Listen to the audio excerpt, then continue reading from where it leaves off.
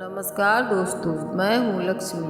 आज मैं आपको पुत्रदा एकादशी व्रत के महत्व, पूजा विधि और कथा बताने जा रही हूँ। दोस्तों, हिंदू धर्म में पुत्रदा एकादशी का बड़ा ही महत्व है।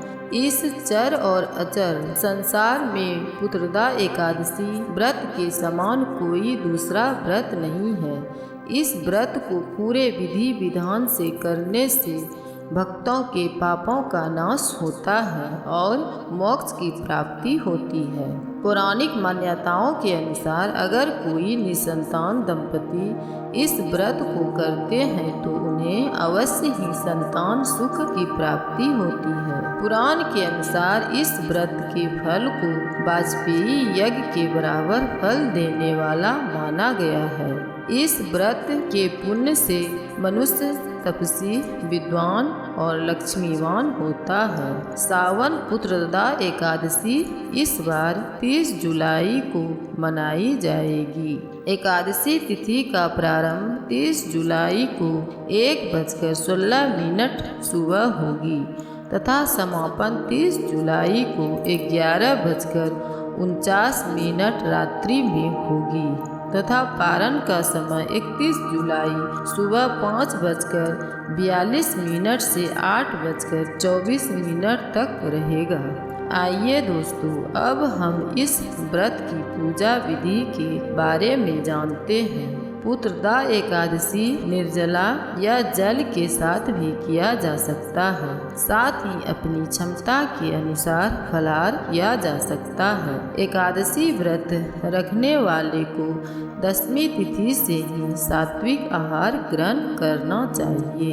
एकादशी के दिन सुबह स्नान आदि से निवृत्त होकर संपूर्ण घर सहित पूजा स्थल पर गंगा जल का छिड़काव करें। अब भगवान श्री हरि विष्णु जी के समक्ष व्रत का संकल्प ले। तत्पश्चात विधि पूर्वक पूजा करें। घी का दीपक धूप दिखाए। नैवेद्य के रूप में फल, पंचमेवा, मिठाई का भोग लगाए। भगवान विष्णु को तुलसी अति प्रिय है, अतः पूजा में तुलसी का प्रयोग अवश्य करें।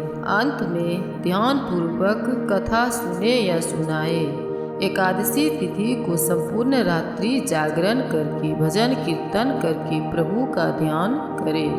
द्वादशी तिथि को सुबह विष्णु का पूजा करके किसी ब्राह्मण को भोजन करावे और यथाशक्ति दक्षिणा देकर आशीर्वाद ले। उसके बाद पारण करे। दोस्तों, जो भी मनुष्य पुत्रदा एकादशी का श्रद्धा पूर्वक विधि विधान से व्रत करते हैं उसे भगवान विष्णु की कृपा से संतान सुख की प्राप्ति होती है। संतान दीर्घायु होती है। अगर संतान को किसी प्रकार का कष्ट हो तो शीघ्र ही दूर हो जाती है। अतः सभी मनुष्य को एकादशी का व्रत करना चाहिए तथा एकादशी का महत्व पढ़ना या सुनना चाहिए ताकि उनके जीवन के सभी पापों का नाश हो तथा गोदान के बराबर फल की प्राप्ति हो। आइए दोस्तों, अब हम पुत्रदा एकादशी की कथा सुनते हैं। एकादशियों के महत्व का आनंद लेते हुए धनुधर अर्जुन ने कहा, हे प्रभु, यह कल्याणकारी और महापुण्यदायी कथाएं सुनकर मेरे आनंद की सीमा नहीं है और मेरी जिज्ञासा बढ़ती जा रही है। हे कमल नयन, अब आप मुझे श्रावण माह के शुक्ल पक्ष की एकादशी की कथा सुनाने की कृपा करें। इस एकादशी का क्या नाम है तथा इसके व्रत का क्या विधान है?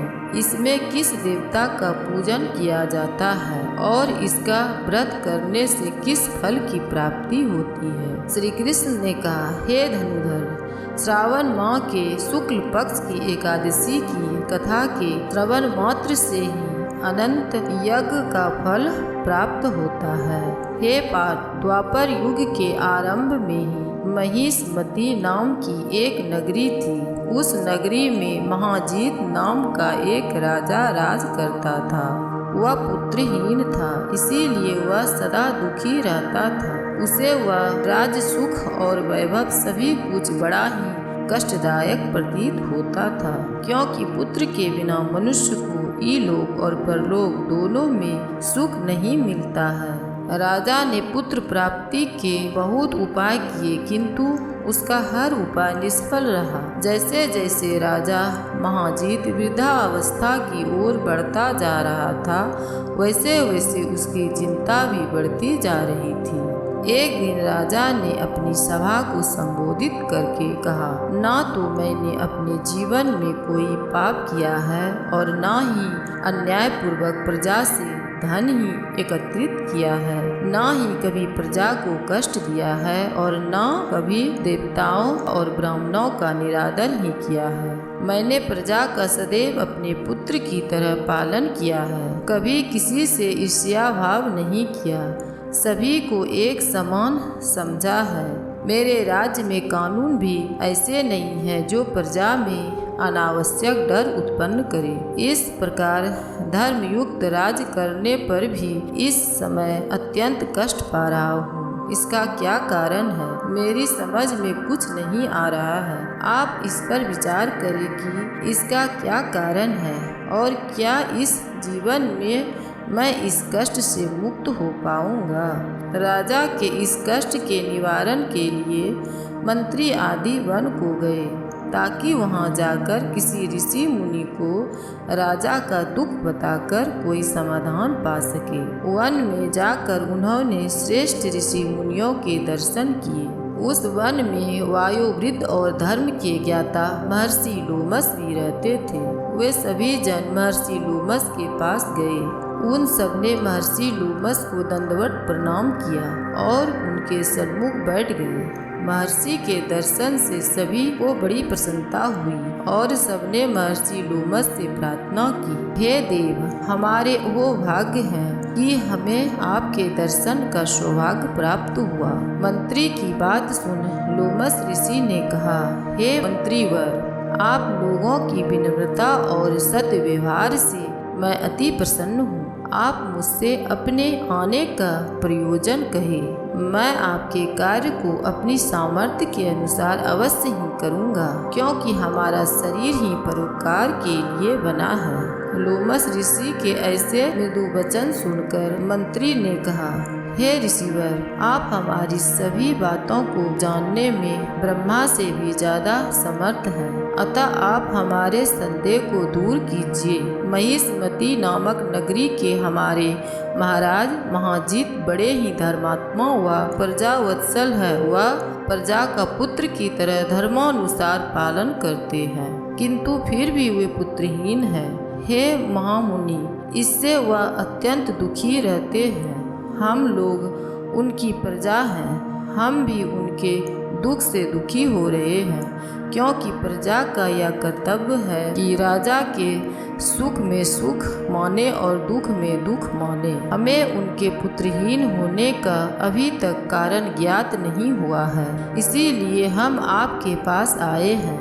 अब आपके दर्शन करके हमको पूर्ण विश्वास है कि हमारा दुख अवश्य ही दूर हो जाएगा, क्योंकि महान पुरुषों के दर्शन मात्र से ही प्रत्येक कार्य की सिद्धि हो जाती है। अतः आप हमें बताने की कृपा करें कि किस विधान से हमारे महाराज पुत्रवान हो सकते हैं। हे ऋषिवर, यह आपका हम पर हुआ हमारे राज्य की प्रजा पर बड़ा ही उपकार होगा। ऐसी करुण प्रार्थना सुनकर लोमस ऋषि नेत्र बंद करके राजा के पूर्व जन्मों पर विचार करने लगे। कुछ पलों बाद उन्होंने विचार करके कहा, हे भद्रजनों, यह राजा पिछले जन्म में अत्यंत उदंड था तथा बुरे कर्म किया करता था। उस जन्म में यह एक गांव से दूसरे गांव में घुमा करता था। एक बार ज्येष्ठ माह के शुक्ल पक्ष की एकादशी के दिन की बात है। यह 2 दिन से भूखा था। दोपहर के समय एक जलाशय पर जल पीने गया। उस स्थान पर उस समय ब्याही हुई एक गाय जल पी रही थी। राजा ने उसको प्यासी ही भगा दिया और स्वयं जल पीने लगा। हे श्रेष्ठ पुरुषों, इसीलिए राजा को यह कष्ट भोगने पड़ रहे हैं। एकादशी के दिन भूखा रहने का फल यह हुआ कि इस जन्म में यह राजा है और प्यासी गाय को जलाशय से भगाने के कारण पुत्रहीन है। यह जान सभी सभासद प्रार्थना करने लगे, हे ऋषि श्रेष्ठ, शास्त्रों में ऐसा लिखा है कि पुण्य से पाप नष्ट हो जाते हैं, अतः कृपा करके आप हमें कोई ऐसा उपाय बतलाइए जिससे हमारे राजा के पूर्व जन्म के पाप नष्ट हो जाए और उन्हें पुत्र रत्न की प्राप्ति हो। सभासदों की प्रार्थना सुनकर लोमस मुनि ने कहा, हे श्रेष्ठ पुरुषों, यदि तुम सब श्रावण माह के शुक्ल पक्ष की पुत्रदा एकादशी का व्रत और रात्रि जागरण करो और उस व्रत का फल राजा के निमित्त कर दो तो तुम्हारे राजा के यहाँ पुत्र उत्पन्न होगा, राजा के सभी कष्टों का नाश हो जाएगा। इस उपकार को जानकर मंत्री सहित सभी ने महर्षि को कोटि कोटि धन्यवाद दिया तथा उसका आशीर्वाद लेकर अपने राज में लौट आए। तदोपरांत उन्होंने लोमस ऋषि की आज्ञा अनुसार पुत्रदा एकादशी का विधान पूर्वक उपवास किया और द्वादशी को उसका फल राजा को दे दिया। इस पुण्य के प्रभाव से रानी ने गर्भ धारण किया और 9 माह पश्चात एक अत्यंत तेजस्वी पुत्र को जन्म दिया।